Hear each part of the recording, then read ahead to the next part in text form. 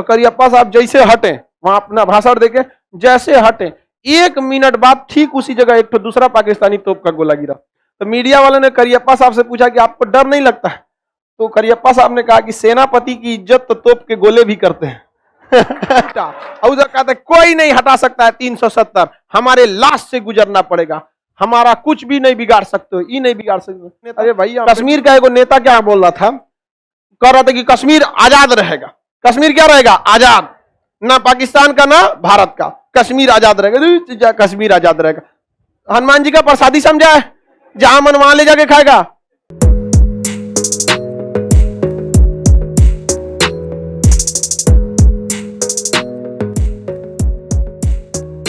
ने सोचा कि पहले हरि सिंह को शासक बनाएंगे, देश स्वतंत्र कराएंगे और उसके बाद इनको साइड करा के हमारा ही वंशज क्या रहेंगे, शासक बन जाएंगे। तो हरि सिंह किसकी बात मान ली है? हरि सिंह किसकी बात मान लिया? शेख अब्दुल्ला।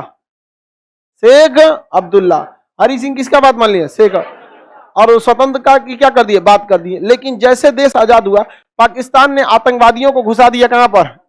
जम्मू कश्मीर में। और हरि सिंह का हालात खराब हो गया। और शेख अब्दुल्ला के इशारे पर हुआ था ये सब। हरि सिंह का हालत खराब हो गया। हरि सिंह आए दौड़े दौड़े सरदार पटेल के पास। सरदार पटेल से कहे, नेहरू के पास आए, उस समय प्रधानमंत्री थे और उप प्रधान गृह मंत्री के पद पर कौन थे? सरदार पटेल।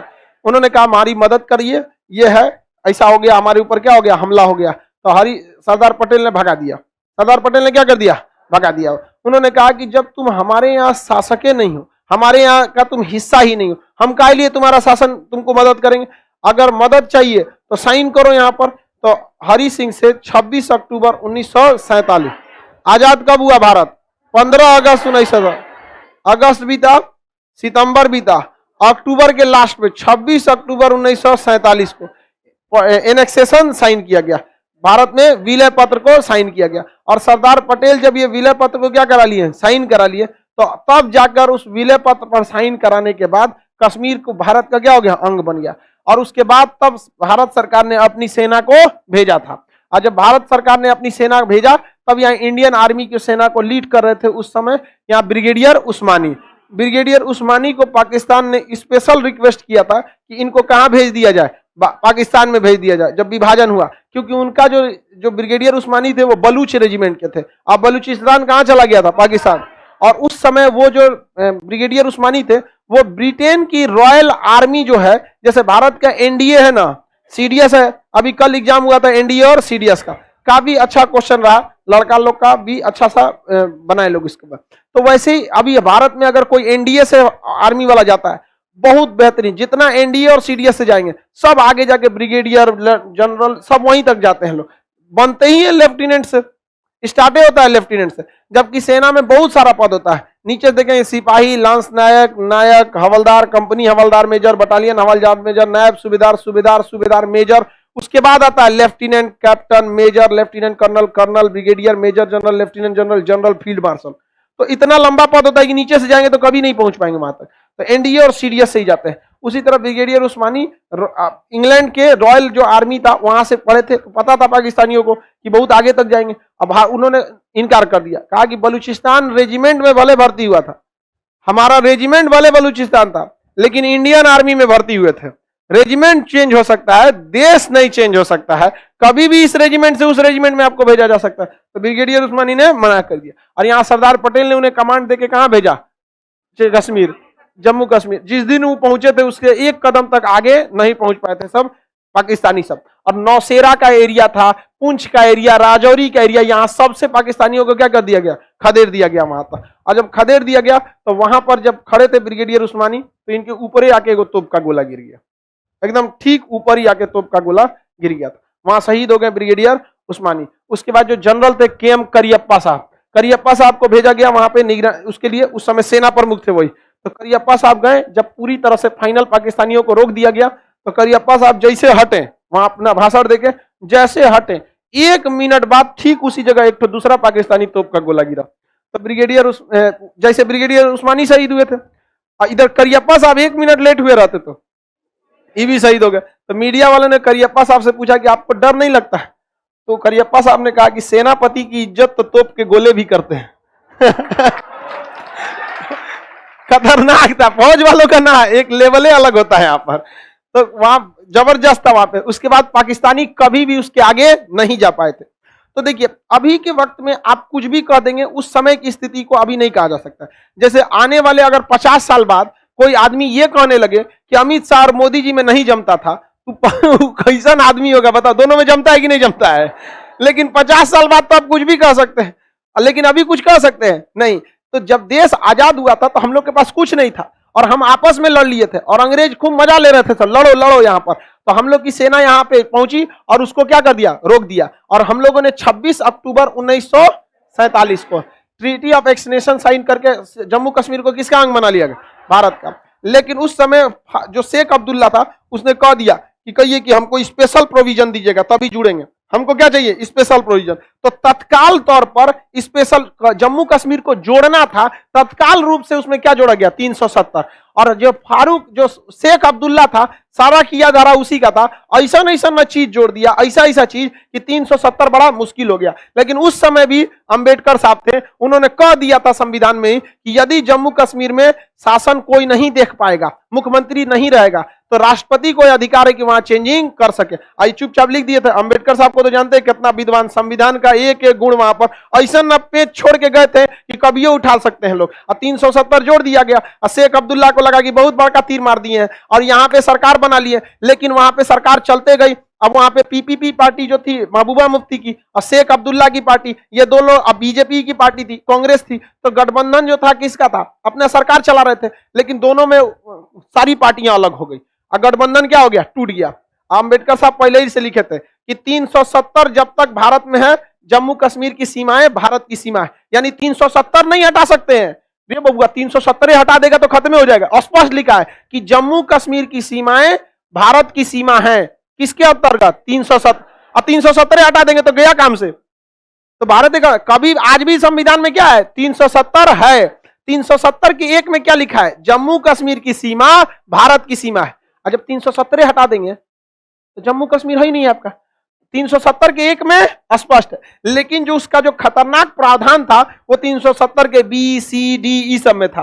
और अंबेडकर साहब पहले से लिख के गए थे कि अगर वहां किसी की सरकार नहीं रहेगी तो डिसीजन कौन लेगा, राष्ट्रपति। और राष्ट्रपति जो होता है वो किसको बोल देगा, संसद को। संसद विधेयक क्या कर देगी, पारित। वहां जैसे गठबंधन टूटा और उधर कहते कोई नहीं हटा सकता है 370, हमारे लाश से गुजरना पड़ेगा, हमारा कुछ भी नहीं बिगाड़ सकते हो, ये नहीं बिगाड़ सकते। अरे भाई अम्बेडकर साहब उनमें एगो पेच लगा के गए थे। कितना होशियार हो तुम शेख अब्दुल्ला, अम्बेडकर साहब से ज्यादा संविधान जान जाओगे। पेच लगा के गए थे। अब वहां पे क्या हो गया, गठबंधन टूट गया। जैसे अक्सर नहीं देखते हैं गठबंधन क्या हो जाता है, टूट जाता है सरकार का। तो गठबंधन टूटा, अब मौका किसको मिल गया, राष्ट्रपति को। राष्ट्रपति ने तुरंत अगस्त किसमें पारित कर दिया, राज्यसभा में। अमित शाह को बोले, इन्होंने कहां पारित किया, राज्यसभा में, और उधर लोकसभा में। और उससे पहले अमित शाह 1 लाख पुलिस सीआरपीएफ के जवान एक्स्ट्रा भेज चुके थे, कहां पर, कश्मीर में। क्योंकि सरकार को पहले पता रहता ना हम क्या करने जा रहे हैं, तो पहले ही भेज चुके थे वहां पर। समझ में आ गया कि नहीं। और हल्ला किससे कर दिए थे कि चाइना से कुछ टेंशन बढ़ा है ताकि लोगों को भनक ना लगे। अब वहां पहुंचने के बाद क्या हट गया, 370। अब नेता चिल्लाने लगा, सब नहीं होने देंगे, उठा के जेल में डाल दिया गया। जा 1 साल तक नौटंकी ने, इंटरनेट बंद कर दिया गया। कुछ लोग कह रहे थे कि कितनी तकलीफ हुई होगी वहां के लोगों को इंटरनेट बंद करने से, बहुत दिक्कत हुआ होगा। तो बबुआ जब कोई बीमार पड़ता है ना, तो जब डॉक्टर इंजेक्शन लगाता है ना तो तकलीफ होता है। वो तकलीफ वो इसीलिए है कि आगे तकलीफ नहीं हो। तो इंटरनेट इसीलिए बंद किया गया था कि आगे हमेशा इंटरनेट खुला रहे। आज देखिए कश्मीर शांत है कि नहीं, मतलब अचानक से तो कोई चीज नहीं सुधरेगा। लेकिन जैसे 370 हटा, सब कुछ सही हो गया कि नहीं हो गया। तो पूरे संविधान में इतनी गहराई आई, सब उड़ रहा था, सब अपने को होशियार समझ रहा था। तो बाद में हालांकि देखिएगा हरि सिंह के बाद शासन कौन संभाल लिया, शेख अब्दुल्ला।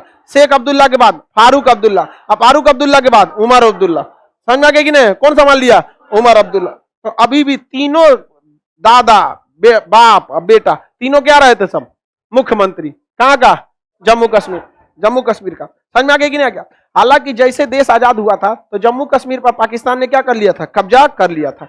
30% एरिया पे क्या कर लिया था, कब्जा कर लिया था। जम्मू कश्मीर के कितने परसेंट पर, 30% एरिया पर किसने कब्जा कर लिया था, पाकिस्तान ने कब्जा कर लिया था।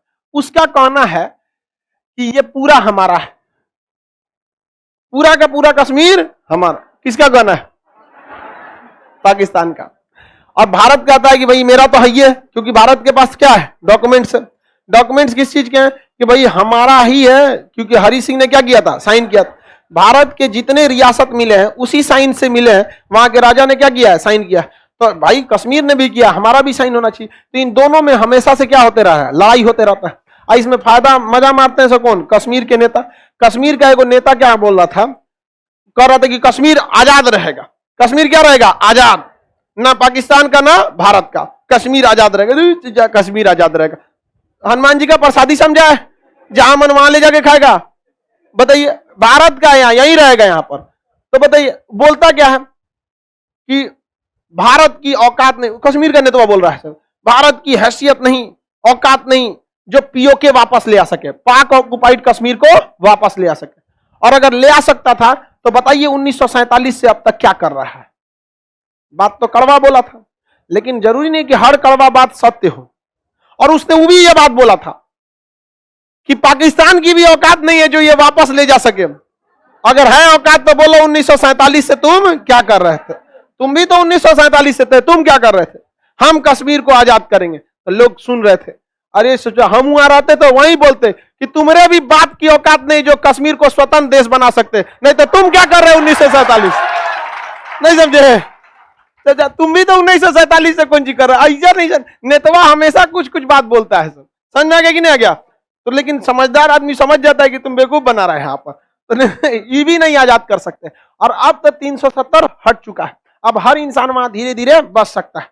अभी क्या लगेगा, 15 से 20 साल बाद, 15 से 20 साल बाद जितना वहां पे जो खौराइल है सब, उस सब मर खप के क्या हो जाएगा, खत्म हो जाएगा। कुछ कुछ को इंडियन आर्मी पहुंचा देगी, कुछ अपने लात जूता खा के क्या हो जाएगा, शांत हो जाएगा। नई जनरेशन जम्मू कश्मीर की सुधर रही है, भारत की मुख्य धारा में मिल रही है। समझ आ गया कि नहीं आ गया। अब पुराना जनरेशन खत्म हो जाएगा, एक दो और कोरोना का वेव आएगा तो कुछ और निपट जाएगा सब वहां पे।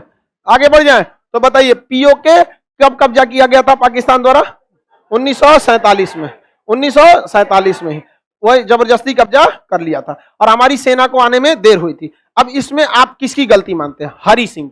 किसकी गलती मानते हैं, हरि सिंह। क्योंकि अंग्रेज कह के गए थे कि भारत किसी को जबरदस्ती नहीं मिला सकता। वो तो सरदार पटेल थे जिन्होंने कहा कि मदद मिलेगा एक ही शर्त पे, जब तक तुम साइन नहीं करोगे। और नेहरू तो जा रहे थे मदद करने, हाँ हाँ, अतिथि देवो भव। यहाँ पे सरदार पटेल कहे शांति से रहिएगा कि नहीं, अतिथि देवो भव, कोई चीज का अतिथि यहाँ पर, तो पाकिस्तान की भी मदद कर दीजिए। कहना उसका नहीं, उसका नहीं, कहा अतिथि और शत्रु में अंतर होता है। अतिथि देवो भव, शत्रु कुछ, अतिथि का देव होता है, शत्रु थोड़ी होता है। तो सरदार पटेल ने उनको क्या कर दिया था, पहले साइन करा लिया, उसके बाद सेना भेज दिया। हालांकि पहले ही सेना भेज देते लोग तो ये नौबत अभी तक आती नहीं, कश्मीर का मुद्दा पूरी तरह से शांत हो जाता।